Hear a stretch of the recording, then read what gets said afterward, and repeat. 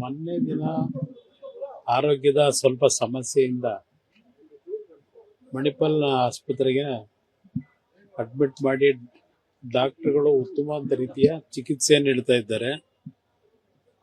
ಅವರು ಮೊದಲಿಂದಲೂ ವೈದ್ಯರ ಒಂದು ಚಿಕಿತ್ಸೆಗಳಿದ್ರು, ಯಾವ ಒಂದು ದೇವರನ್ನ ನಂಬಿ ಬದುಕಿದ್ದಾರೆ. ಆ ದೇವರೇ ಅವರಿಗೆ ಎಲ್ಲ ರೀತಿ ಮತ್ತೆ ಪುನಃ ಇಂಥ ಒಂದು ಆರೋಗ್ಯದ ಸಮಸ್ಯೆಯಿಂದ ಹೊರಗೆ ಬರ್ತಕ್ಕಂಥ ಶಕ್ತಿ ಅವ್ರು ನಂಬಿರ್ತಕ್ಕಂಥ ದೇವರು ಕೊಟ್ಕೊಂಡ್ ಬಂದಿದ್ದಾನೆ. ಸುಮಾರು 25 ವರ್ಷಗಳ ಹಿಂದೆ ಯಾವೊಂದು ಆಸಿಡ್ನ ಅಟ್ಯಾಕ್ನಲ್ಲಿ ಬದುಕಲಿಕ್ಕೆ ಸಾಧ್ಯ ಇಲ್ಲ ಅಂತಕ್ಕಂಥ ಸನ್ನಿವೇಶದಲ್ಲೂ ಅವ್ರು ನಂಬಿರ್ತಕ್ಕಂಥ ದೇವರು ಪ್ರತಿನಿತ್ಯ ದಿನಕ್ಕೆ 10 ಗಂಟೆ ಅವರ ದೇವರ ಕೋಣೆನೆಲ್ಲ ಪೂಜೆ ಮಾಡ್ತಕ್ಕಂಥ ಅವರ ನಡವಳಿಕೆ ಏನಿದೆ, ಆ ದೇವರೇ ಅವ್ರನ್ನ ಕಾಪಾಡ್ತಕ್ಕಂಥದ್ದು. ಇಲ್ಲಿ ಮಣಿಪಾಲ್ನ ವೈದ್ಯರು ಎಲ್ಲ ರೀತಿಯ ಮುತುವರ್ಜಿ ವಹಿಸಿ ಎಲ್ಲ ರೀತಿಯ ಚಿಕಿತ್ಸೆ ಮಾಡ್ತಾ ಇದ್ದಾರೆ.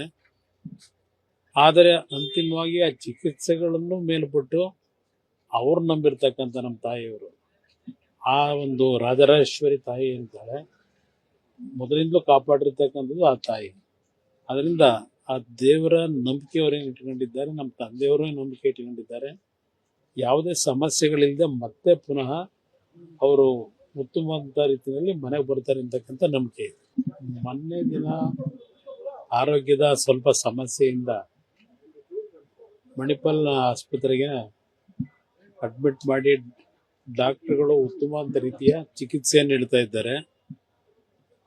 ಅವರು ಮೊದಲಿಂದಲೂ ವೈದ್ಯರ ಒಂದು ಚಿಕಿತ್ಸೆಗಳಿದ್ರು, ಯಾವ ಒಂದು ದೇವರನ್ನ ನಂಬಿ ಬದುಕಿದ್ದಾರೆ. ಆ ದೇವರೇ ಅವರಿಗೆ ಎಲ್ಲ ರೀತಿ ಮತ್ತೆ ಪುನಃ ಇಂಥ ಒಂದು ಆರೋಗ್ಯದ ಸಮಸ್ಯೆಯಿಂದ ಹೊರಗೆ ಬರ್ತಕ್ಕಂಥ ಶಕ್ತಿ ಅವ್ರು ನಂಬಿರ್ತಕ್ಕಂಥ ದೇವರು ಕೊಟ್ಕೊಂಡ್ ಬಂದಿದ್ದಾನೆ.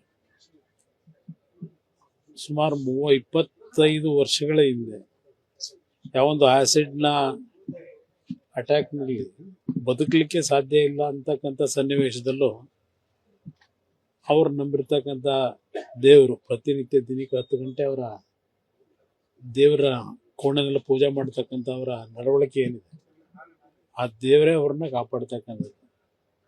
ಇಲ್ಲಿ ಮಣಿಪಾಲ್ನ ವೈದ್ಯರು ಎಲ್ಲ ರೀತಿಯ ಮುತುವರ್ಜಿ ವಹಿಸಿ ಎಲ್ಲ ರೀತಿಯ ಚಿಕಿತ್ಸೆ ಮಾಡ್ತಾ ಇದ್ದಾರೆ. ಆದರೆ ಅಂತಿಮವಾಗಿ ಆ ಚಿಕಿತ್ಸೆಗಳನ್ನು ಮೇಲ್ಪಟ್ಟು ಅವ್ರು ನಂಬಿರ್ತಕ್ಕಂಥ ನಮ್ಮ ತಾಯಿಯವರು, ಆ ಒಂದು ರಾಜರಾಜೇಶ್ವರಿ ತಾಯಿ ಏನಿದ್ದಾಳೆ, ಮೊದಲಿಂದಲೂ ಕಾಪಾಡಿರ್ತಕ್ಕಂಥದ್ದು ಆ ತಾಯಿ. ಅದರಿಂದ ಆ ದೇವರ ನಂಬಿಕೆ ಅವರೇನು ಇಟ್ಕೊಂಡಿದ್ದಾರೆ, ನಮ್ಮ ತಂದೆಯವರು ನಂಬಿಕೆ ಇಟ್ಕೊಂಡಿದ್ದಾರೆ.